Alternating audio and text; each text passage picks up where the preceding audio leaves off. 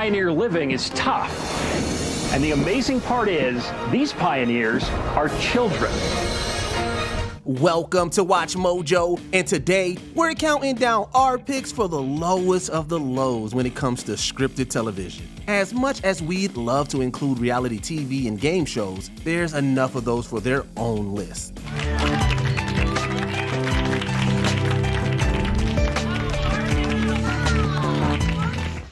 Number 20, The Idol.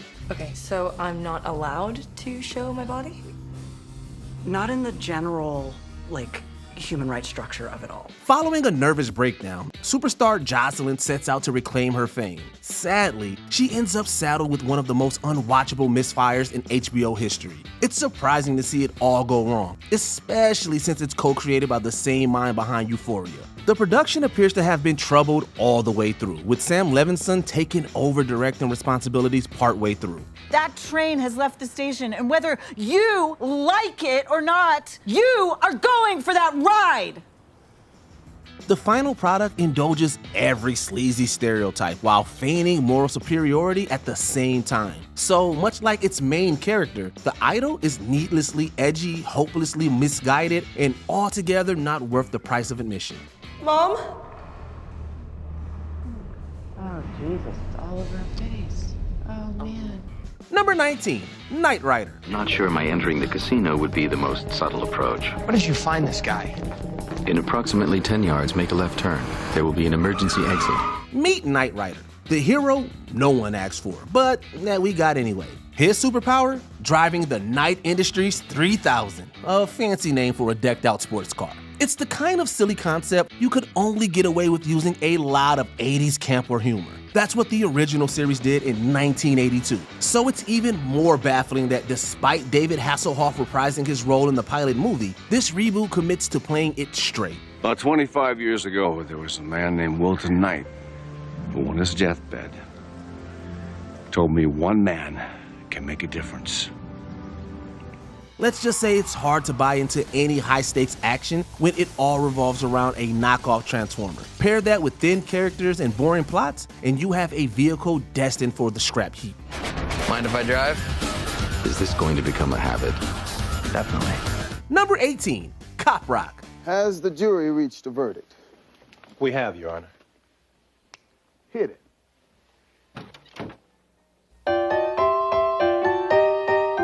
There's a reason there's so many police procedurals out there. The formula works, but Cop Rock wasn't content being ordinary. It wanted its own spotlight in television history. To that end, the creators took the best elements of gritty crime dramas and put them all into a musical. We wish we were kidding. Because you son, he's not your dad, he's just a dumb white cop and you made him mad. The show still tried to go through the motions of your typical cop show, but whether it was in a courtroom or a morgue, there was a toe-tapping pop song there to sap away any bit of realism. While Cop Rock is now remembered more for its oddball premise than its quality, you've got to give it one thing. It certainly had ambition. I was with my Carmelita, she can tell you es verdad. Just because you got the gut mental don't mean you cops are bad. Number 17, Dads. Your father made a peanut butter and jelly sandwich. Two fathers moving back in with their adult sons sounds innocent enough, right? With that setup, Dads could have easily faded into obscurity as a solid yet forgettable sitcom. Unfortunately, it missed out on the con part of its pitch. Unfunny at best and downright offensive at worst, Dad's highly questionable sense of humor failed to impress much of anyone. Very interesting, in fact, meeting with an outfit that owns the copyright to Black Santa Claus, of all things. They're gonna make a fortune for the right investor. It's particularly noticeable since the show doesn't have anything else going for it. The characters are walking cliches and the storylines are tired before they begin, leaving Dads with nothing but a fake laugh track. Let this be a warning. If your dad asks to move in with you, just say no. What am I supposed to be grateful for? The time you introduced me to a woman named Deb as my new mom and then broke up with her 20 minutes later? We grew apart. Number 16, Super Train. Let's go. We got a train to run. There's a lot of reasons why this show failed. However, budget was not one of them. At the time, Supertrain was the most expensive television program ever broadcast in the United States. But NBC learned the hard way that lavish sets and cutting-edge special effects are no substitute for storytelling.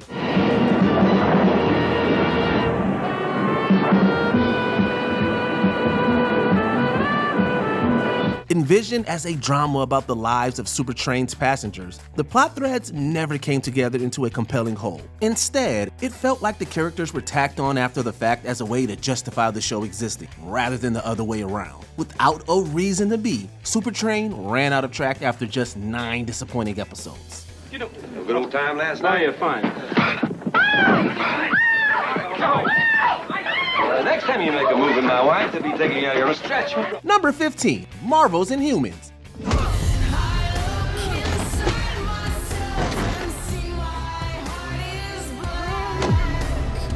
At a time when the MCU seemed too big to fail, Marvel took one of its most diverse, unique, and gripping comic book groups and turned it into a painfully generic superhero show. Although, to be quite honest, calling Inhumans generic is a slap in the face to all the truly generic superhero shows out there. No, Inhumans is just bad, plain and simple. I had to make a choice. Stagnation or revolution. Everything from the writing to the pacing to the characters just doesn't work, to say nothing of the visual effects. Inhumans is clearly bursting at the seams of its network TV budget, which begs the question, why did they think they could adapt this space opera in the first place? Come on! Where's the fighting?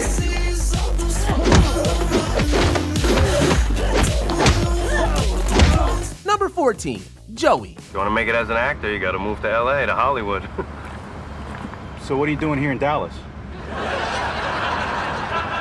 The secret ingredient to Friends is that, at the end of the day, they are just that, friends, with an S as in plural. At a fundamental level, isolating Joey and shipping him to Hollywood for his own show is the exact opposite route a spinoff like this should have taken. Unfortunately, that's the least of Joey's problems. Despite Matt LeBlanc's committed work in the role, the series reduces its title character to a cringeworthy hodgepodge of his most annoying traits. Are you sure you're in the right place? Oh, I'm in the right place. Even for a sitcom, it's no laughing matter. Really, the entirety of Joey just feels like a cash grab from start to finish, which isn't just disappointing, it's outright disrespectful to Friends' legacy. There's nothing that could make this moment any better. I saved you something. There it is, you did it. Number 13, Work It. It's a recession, man, right? There's no jobs out there for guys like us. We're just doing what we gotta do. I know. It's 2012. Times are tough, and Lee and Angel need to get a job to support their families. So, like any self-respecting adult, they go back to school, network, and walk into the sunset better for it. Psych! They have the supremely awful idea to cross-dress as women, assuming their new presenting gender will save them from layoffs. Thank you for seeing me again, Dr. Sorensen. I only have a minute. Well, in that case, I won't beat around the, bush. It's hard to even begin to break down Work It's horrible, ill-advised premise. It manages to offend women, the trans experience, and the economy all in one fell swoop. Honestly, it's kind of impressive. More so since Work It is the rare program that grows more problematic with age. So where's he taking you? The Grand Cafe. Ooh, how romantic. Number 12, Galactica 1980. We have at last found Earth.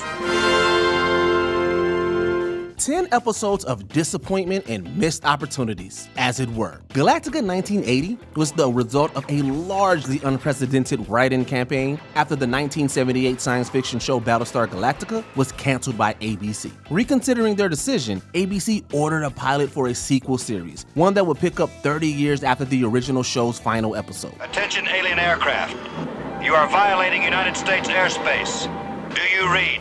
Unfortunately, what came to small screens was less than stellar. Galactica 1980 was largely set on Earth in the 1980s. Much of the original cast was absent, and a plan focused on time travel was scrapped after the pilot. Truly a shame. Dwight Schrute would be livid.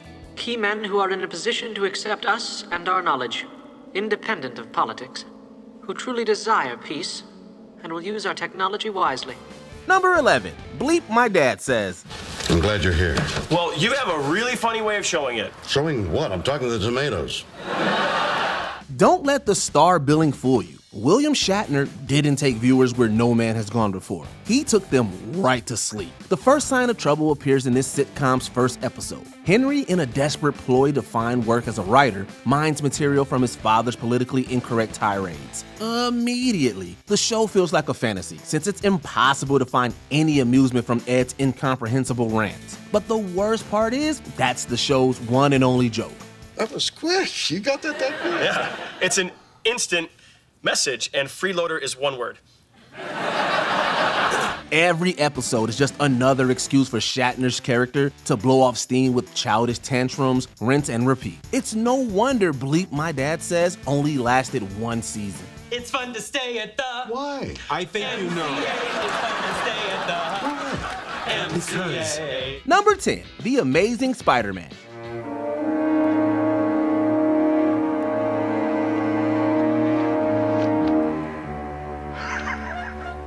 There are a lot of things Spider-Man can do, but this was not one of them. Spanning 13 episodes, The Amazing Spider-Man began simply as a TV movie establishing university student Peter Parker as the titular superpowered crime fighter. It then got picked up for a limited 5-episode order and was drastically changed in season 2. Hey man, I don't want to mess with you. Open the door, would you please? I'm not feeling well. I'm not feeling so well myself. Excuse me, I'm in a hurry. Introducing more stories grounded in reality and toning down Peter Parker's powers to appeal to an adult audience. We can't honestly say it worked, however, especially given that the show was canceled soon after the second season ended.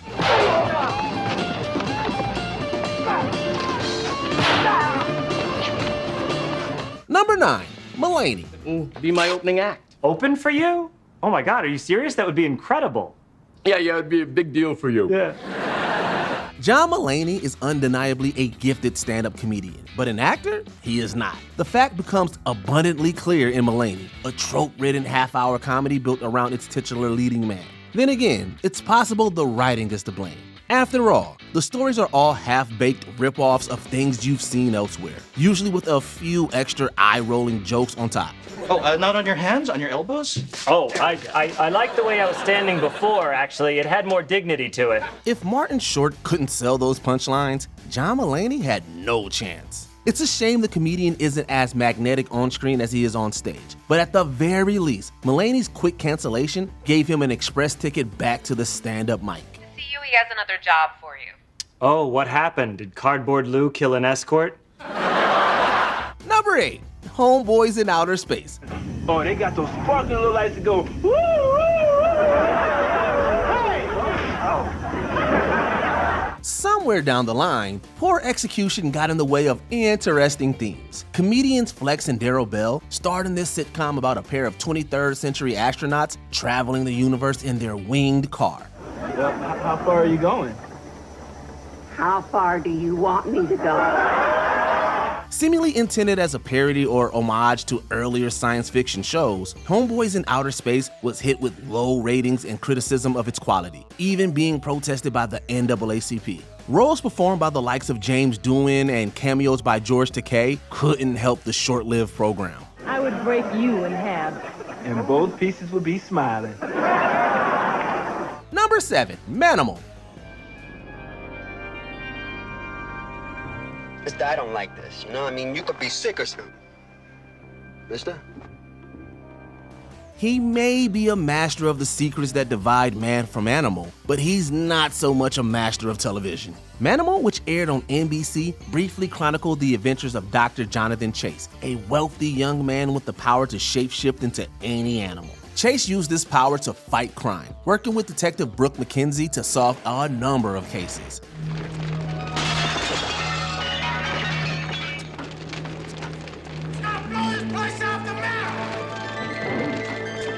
Though it certainly had a unique premise and special effects work by Stan Winston, the show struggled in its viewership and came to a close by its 8th episode.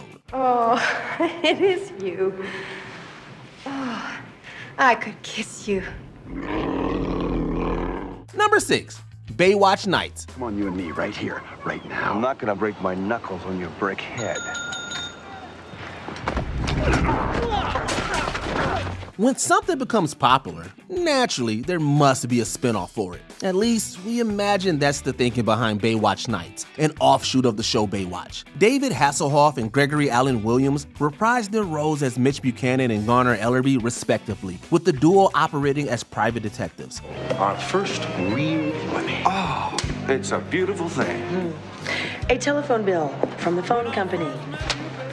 All well and good, except the show suddenly shifted from detective stories to science fiction for season 2, a change intended to boost struggling ratings. Lacking the staying power of the original show, Baywatch Nights soon met its end. This is just, some hole we dug.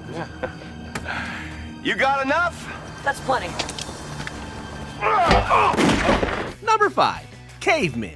That's true, but keep in mind, this isn't like home where everybody's like us. So remember the rule. Stick to your kind, crave the cave. For some asinine reason, this television series was based on a commercial.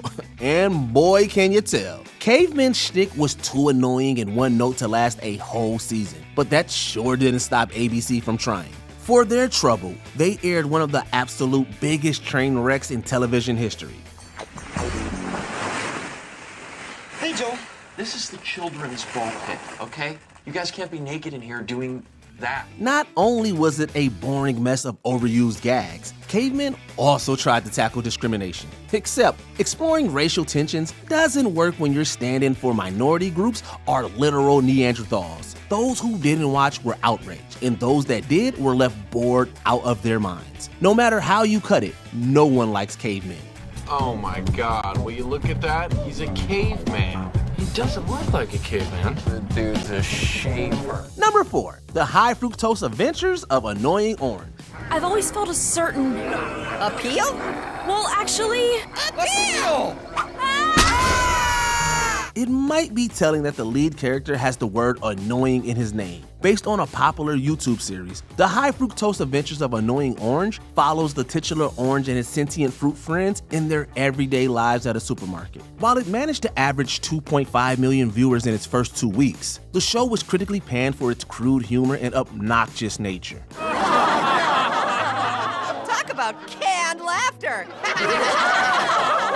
After 2 seasons and 60 episodes, the Cartoon Network elected to cancel it, a decision we imagine was widely accepted. And now, to celebrate the holiday season, here's Grandpa Lemon in a bunny outfit.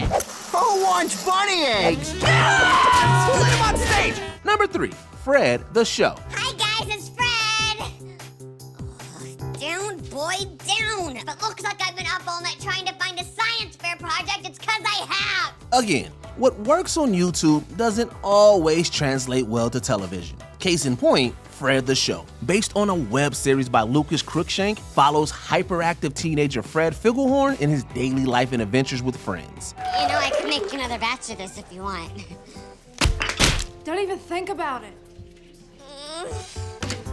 What makes the show unique, while also working to its detriment, is Fred himself, with his obnoxious and unreal behavior. Critics were quick to deride the show and Fred's part in it, with viewership dropping as the first season continued. Eventually, the end had to come for Fred. Oh, you scared the lunch out of me! Oh, well, clean it up quick. Number 2, My Mother the Car. Hello, Davy. Oh, Mother. Equal parts bizarre and poorly constructed, nothing feels quite as unsuccessful as this fantasy sitcom. The premise is simple enough. Attorney David Crabtree buys a used 1928 Porter touring car, only to discover it is the reincarnation of his dead mother Gladys. From there, it's a series of misadventures where Crabtree guards his mother car from the persistent collector Captain Manzini. She has a mind like a steel trap! Critics and viewers alike pan the show, and we understand. The show's entire concept comes across as alienating and more than a little illogical. Oh, do you mind walking to the mailbox, dear? I don't want to miss the rest of the program. Before we continue, be sure to subscribe to our channel and ring the bell to get notified about our latest videos. You have the option to be notified for occasional videos or all of them. If you're on your phone, make sure you go into your settings and switch on notifications. Number 1. Hi-oh, honey, I'm home. Honey, I'm home.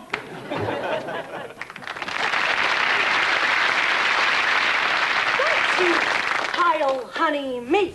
Yep, this show is exactly what you think. It's a classic home-style comedy starring history's own Adolf Hitler. There's been a lot, and we mean a lot, of bad ideas tossed around in television history. But this one has to be the worst. Who in their right mind thought a spoof of Nazi home life made for good primetime TV? I gotta think nice thoughts. Poland. The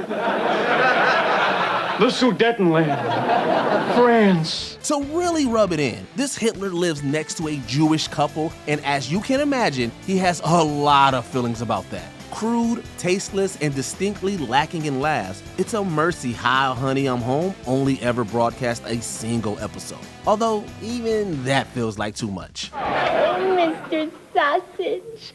Oh, hoochie girl.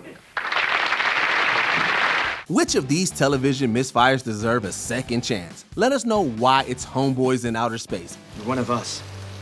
What are we? We are Inhumans. We don't fully know why this is happening, but you've been exposed to Terrigen. And now I'm a freak. Did you enjoy this video? Check out these other clips from WatchMojo, and be sure to subscribe and ring the bell to be notified about our latest videos.